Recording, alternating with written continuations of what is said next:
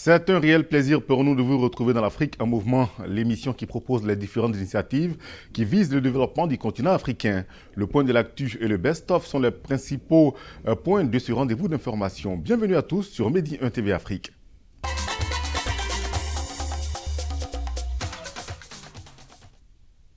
Au Maroc, le roi Mohamed VI a présidé à Chtuka Aïtba la cérémonie de lancement de la nouvelle stratégie de développement du secteur agricole Génération Green 2020-2030 et celle relative au développement du secteur des eaux et forêts, baptisée Forêt du Maroc. Souel Jalil pour les détails. Génération Green 2020-2030 ou Al-Jail Akhdar, nouvelle stratégie de développement du secteur agricole.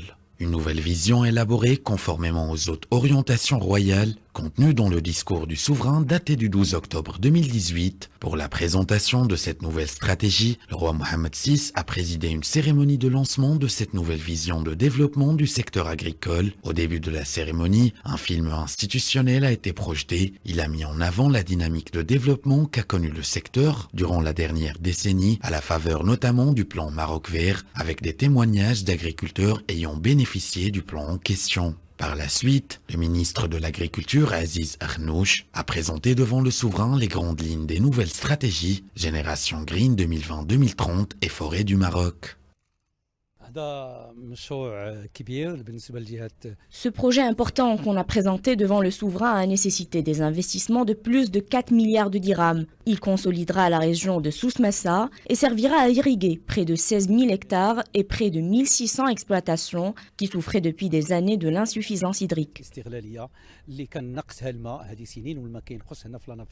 Ensuite, le souverain a procédé au lancement du projet de plantation de 100 hectares d'arganier dans la commune d'Imimkoran, un projet qui a nécessité 1,8 million de dirhams et qui entre dans le cadre du programme de plantation de l'arganier agricole dans la province de Chtuka Aïtba sur une superficie de 1250 hectares. Le roi a également procédé au lancement des travaux de réalisation du réseau d'irrigation à partir de la station de dessalement d'eau de mer d'Agadir, dont les travaux de réalisation enregistrent un taux d'avancement de 65%.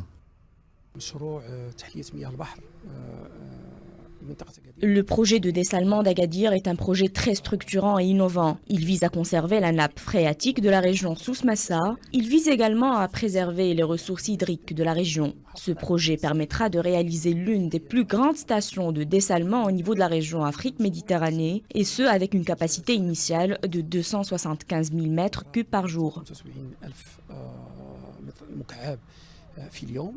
Une station dont la réalisation s'inscrit en droite ligne des objectifs du programme national d'approvisionnement en eau potable et d'irrigation 2020-2027. Lancé par le souverain en janvier dernier, le programme vise la consolidation et la diversification des sources d'approvisionnement en eau potable, l'accompagnement de la demande pour cette ressource inestimable, la garantie de la sécurité hydrique et la lutte contre les effets des changements climatiques. Ce projet, premier du genre en Afrique, consiste en la mise en place des meilleurs procédés, notamment la technologie d'osmose inverse et équipements existants actuellement dans le domaine du dessalement de l'eau de mer et de la distribution de l'eau.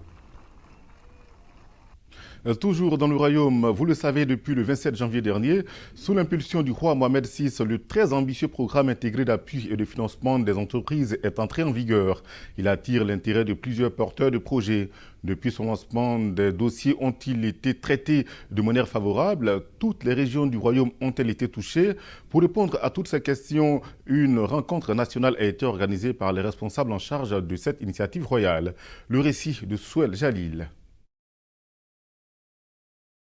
Mobilisation des acteurs régionaux autour du programme intégré d'appui et de financement des entreprises. Tel est le thème de cette rencontre nationale, un symposium s'inscrivant dans le cadre du lancement du programme Intelaka, un moteur qui apporte une offre intégrée de financement des jeunes porteurs de projets, des TPE, du monde rural et des entreprises exportatrices.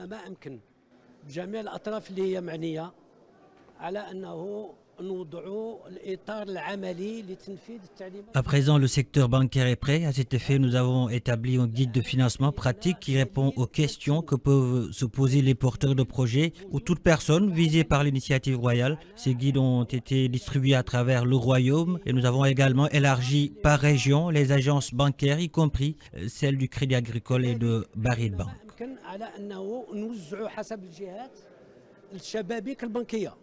Avec la participation de l'ensemble des acteurs impliqués dans l'écosystème de l'entrepreneuriat, deux guides de financement ont été établis sous forme de questions-réponses, répondant aux questions que peuvent se poser les porteurs de projets. Objectif, aider cette catégorie à établir le dossier nécessaire au niveau du financement bancaire.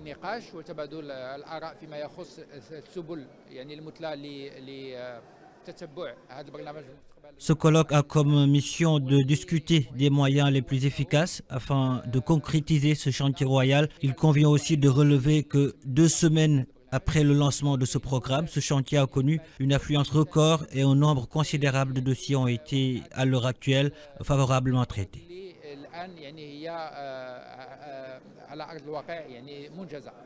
Pour rappel, le programme Intelaka constitue une opportunité qui devra contribuer à la transformation structurelle de l'économie nationale. À cet effet, le programme crée de nouvelles conditions pour une plus grande insertion socio-professionnelle des jeunes, le tout pour s'ériger en un modèle plus inclusif, en harmonie avec les travaux en cours relatifs à la refonte du modèle de développement. Parlons cette fois de la tenue à l'Institut royal de police à Kénitra des journées de sensibilisation sur la lutte contre la traite des personnes et le trafic illicite de migrants. Des journées organisées à l'initiative de l'Union européenne et de l'Office des Nations Unies en charge de la lutte contre la drogue et le crime. Ilham Birada. En 2019, le Maroc a démantelé 208 réseaux de traite des personnes et trafic des migrants, soit une augmentation de 78%. Un trafic qui touche presque tous les pays du monde. Les efforts du Maroc dans la lutte contre ce trafic étaient à l'honneur à l'occasion du lancement des journées de sensibilisation sur la lutte contre la traite des personnes et le trafic illicite de migrants. On a un partenariat très important avec le Maroc depuis beaucoup des années. Et on a commencé des mesures de renforcer les capacités opérationnelles et d'améliorer, augmenter la coopération entre les pays. Parce que les réseaux criminels, ils travaillent de manière transfrontalière en Afrique du Nord, du Sahel, de l'Europe, etc. Ces journées, 5 au total, sont organisées par l'Union européenne, l'Office des Nations Unies en charge de la lutte contre la drogue et le crime, ainsi que l'Institut royal de police à Kénitra. L'objectif est d'accompagner le royaume afin d'améliorer ses capacités de détection et d'interception. Il s'agit également d'améliorer les capacités de protection des victimes. Durant ces journées de sensibilisation, nous allons insister sur la définition des concepts relatifs à la traite humaine. Il sera également question des mécanismes pendant les enquêtes concernant les volets financiers et numériques. Pour les responsables, la fermeté et la vigilance restent les mots d'ordre puisqu'à l'échelle globale, les taux d'impunité demeurent important. C'est dans ce sens qu'a été mis en place en octobre dernier à Rabat le projet de démantèlement des réseaux criminels impliqués dans le trafic illicite de migrants en Afrique du Nord. Le Maroc a célébré mardi dernier la journée nationale de la sécurité routière. Le nombre de personnes ayant perdu la vie sur la route a baissé de 2,9% par rapport à l'année dernière. En 2019, il y a eu plus d'accidents mais moins de morts. Retrouvons Ilham Birada. Apprendre à circuler s'apprend aussi en classe. L'éducation nationale s'est engagée à sensibiliser les petits piétons, futurs conducteurs aux dangers de la route. Chaque année, les accidents tuent plus d'1 million de personnes dans le monde. Au Maroc, en 2019, le nombre de personnes tuées dans les accidents de la route a enregistré une baisse de 2,9% par rapport à 2018, un chiffre qui s'établit à 3384 décès. Lors de cette journée, nous avons appris comment nous protéger des accidents de la route. Nous avons également découvert de nombreux panneaux de sensibilisation. On nous a montré comment traverser en sécurité la route en regardant à gauche et à droite. Chaque année, nous participons avec nos partenaires à cette journée nationale. C'est l'occasion de mettre en pratique ce que les élèves ont appris sur le papier. On leur apprend à respecter les panneaux de signalisation. Cette journée de sensibilisation est l'occasion de faire découvrir aux élèves que la route n'est pas à prendre, mais à partager. Grâce à des cours théoriques et pratiques, ces élèves acquièrent des comportements qui permettent de se protéger des dangers de la circulation et de tenir compte des autres usagers de l'espace routier.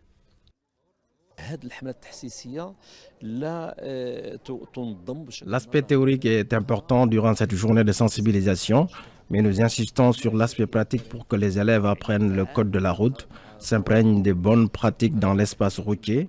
Et cela est possible grâce au travail de partenariat avec notamment la DGSN, la Gendarmerie royale ou encore l'Agence nationale de sécurité routière.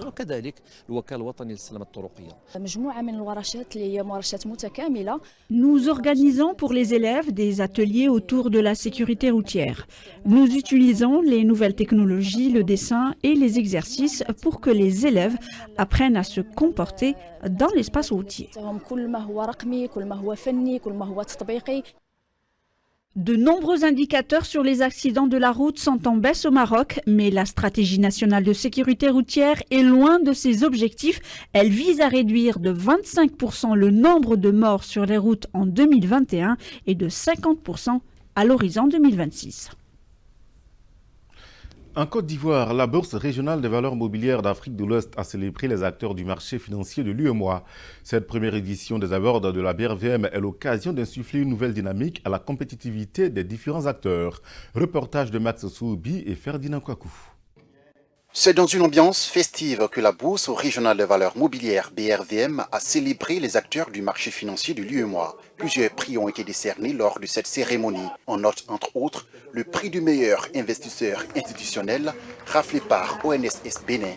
La distinction sur le meilleur émetteur obligataire est revenue au Trésor public ivoirien. L'entreprise sénégalaise Sonatel a remporté le prix de la meilleure société cotée. Quant à l'entreprise CGF Bourse, elle repart avec le prix de la meilleure société de gestion et d'intermédiation. Ce prix nous amène à redoubler d'efforts. Ce prix nous amène à redoubler quant à l'atteinte des objectifs du marché financier. À ce prix, je pense, nous engage à continuer dans cette dynamique d'excellence pour pouvoir mériter la confiance de ces investisseurs. Outre les lauriers glanés dans cette catégorie, le Grand Prix du marché financier régional a été décerné à Daniel Kalban-Duncan, vice-président de la Côte d'Ivoire. Célébrer l'excellence pour promouvoir l'excellence, c'est dans cette dynamique que s'est inscrite la BRVM. L'institution veut crédibiliser davantage le marché boursier des valeurs mobilières et surtout insuffler une dynamique de compétitivité aux acteurs. Nous voulons leur démontrer que notre marché regorge de talent, que notre marché regorge d'acteurs qui épousent l'excellence comme valeur et qui font en sorte que leur épargne est en sécurité, est protégée et ils œuvrent tous les jours à une meilleure rentabilité de leur épargne. En quelques années, la Bourse régionale des valeurs mobilières BRVM est passée de la 10e à la 7e place. La BRVM vise désormais le top 3 des bourses africaines. La Côte d'Ivoire est le premier producteur mondial de noix de cajou. Le secteur compte près de 350 000 producteurs et emploie 2 millions de personnes. Abidjan a donc abrité la Convention mondiale sur le cajou. Le compte rendu de Max Soubi et Ferdinand Kwaku. Pour sa 6e édition et première délocalisation sur le continent africain, le Symposium mondial sur le cajou a choisi la Côte d'Ivoire, premier pays producteur mondial, avec pour thème « Quel écosystème durable pour le secteur mondial du cajou ?» Ce rendez-vous suivait une plateforme de réflexion des acteurs de la chaîne des valeurs de la filière cajou, des grandes entreprises et des multinationales de la transformation de la noix de cajou brute. L'industrie mondiale de la noix de cajou brute devrait croître en quantité et en valeur pour atteindre rapidement 5 milliards de dollars de chiffre d'affaires. Nous devons nous efforcer à y apporter des changements structurels. Nous appelons de tous nos vœux à un partenariat international plus accru, mettant l'emphase sur les échanges d'expériences, les transferts de compétences et de technologies, dans un contexte certes globalisé, mais juste et équitable.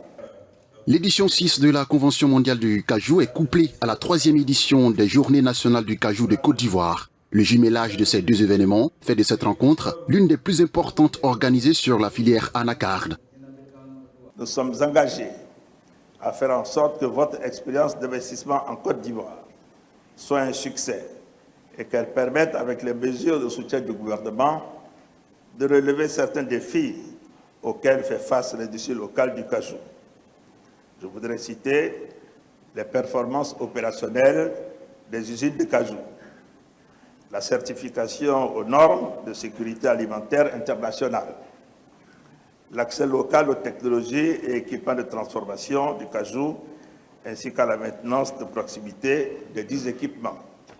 Avec une production de 710 000 tonnes en 2018, la Côte d'Ivoire représente à elle seule 22% de la production mondiale d'anacarde. Cela grâce aux efforts de 350 000 producteurs que compte le pays. Faisons un tour au Kenya pour qu'on découvre ensemble un artiste autodidacte. Et il adopte une démarche artistique et écologique. Toute matière peut être utile pour ce jeune sculpteur. Le détail de son travail avec Ilham Birada. Transformer de la ferraille recyclée en animaux grandeur nature, c'est là une démarche artistique et écologique de Kyoko Mwitiki. Outre la protection de l'environnement, la conservation de la faune est au cœur de sa démarche. Pour concevoir ses sculptures de lions, il utilise les pièges de braconniers. Le sculpteur travaille avec du métal recyclé depuis 30 ans. Il affirme que les préoccupations croissantes au niveau mondial concernant la pollution rendent aujourd'hui son travail pertinent.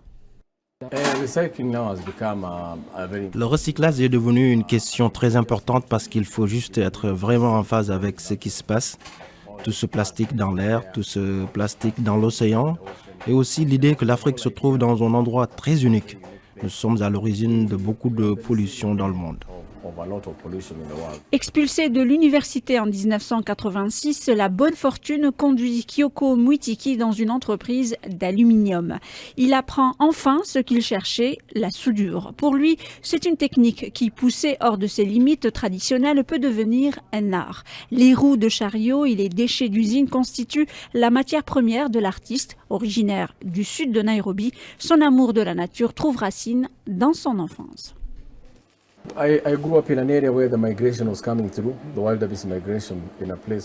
Quand j'étais petit, de la vallée du Rift, je pouvais assister à la migration du gnou. Aujourd'hui, ce n'est plus possible. Ces voies de migration ont disparu car les hommes empiètent sur les habitats des animaux.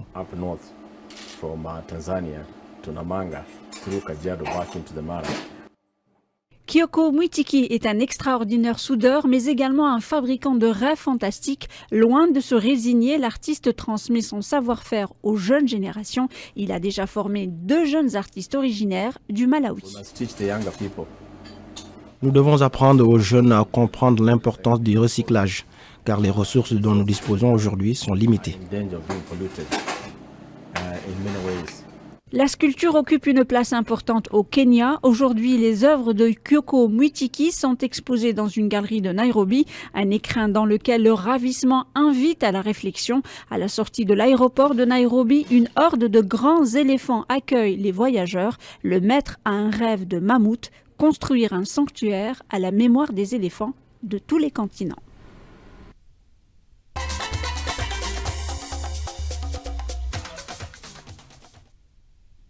Nous ouvrons la deuxième et dernière partie de ce rendez-vous avec un extrait de Croissance verte, l'émission dédiée à l'environnement. Au Sénégal, nous nous rendons à Saint-Louis pour constater l'impact de l'ouverture de la brèche. Le reportage est signé Daouda Sow et Sanoussi Sané.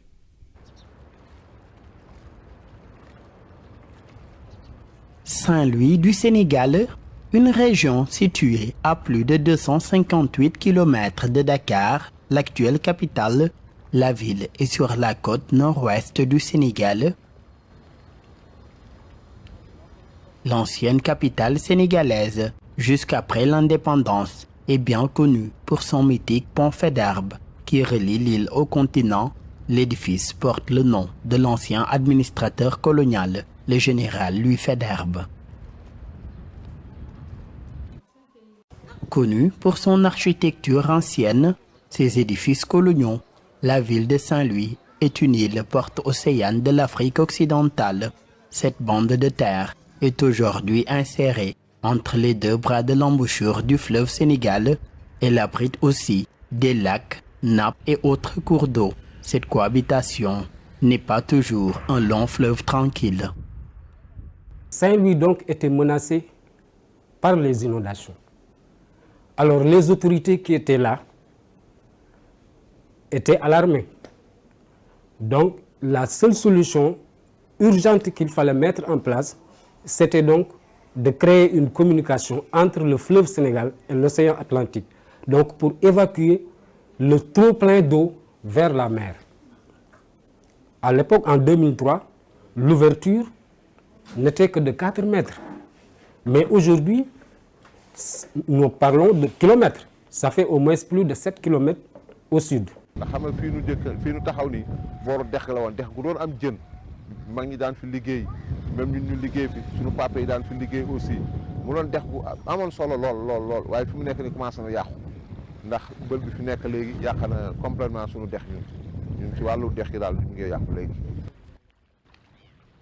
Pour ces pêcheurs, leur vie n'est plus comme elle était avant 2003.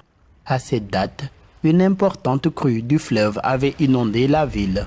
Afin d'évacuer vers la mer l'eau qui la paralyse, un canal de délestage de 4 mètres de large a été ouvert dans la langue de Barbarie, à quelques kilomètres au sud de Saint-Louis. Terminons en Ouganda où vit Fresh Kid, un bébé rappeur âgé de 8 ans dont les clips sont vus par des centaines de milliers de personnes. Dans sa chanson Bambi qu'il a fait connaître, il évoque la pauvreté de ses parents dans un village de cultivateurs de café. Troisième économie d'Afrique de l'Est, l'Ouganda connaît un fort taux de chômage des jeunes et ceux qui travaillent sont souvent précaires et mal payés. Le petit garçon à la maturité certaine remplit les salles en Ouganda et à l'étranger. Les précisions dans ce sujet d'Anissa Araou. À peine 1 mètre de hauteur et déjà tout d'un grand. Le rappeur ougandais Fresh Kid a accumulé des centaines de milliers de vues sur YouTube et remporté un prix américain pour sa chanson Bambi. Le rappeur de son vrai nom, Patrick Senyonjo, est connu en Ouganda pour ses chansons sur les difficultés de ses parents à subvenir à ses besoins et sur la pauvreté dans son village natal. La vie au village n'est pas facile. Parfois, on obtient ce que l'on désire et d'autres fois non. Parfois, c'est une vie heureuse et d'autres fois non. Pour moi, ce n'était pas la meilleure vie. Alors j'ai décidé de chanter pour réaliser ce que je désire.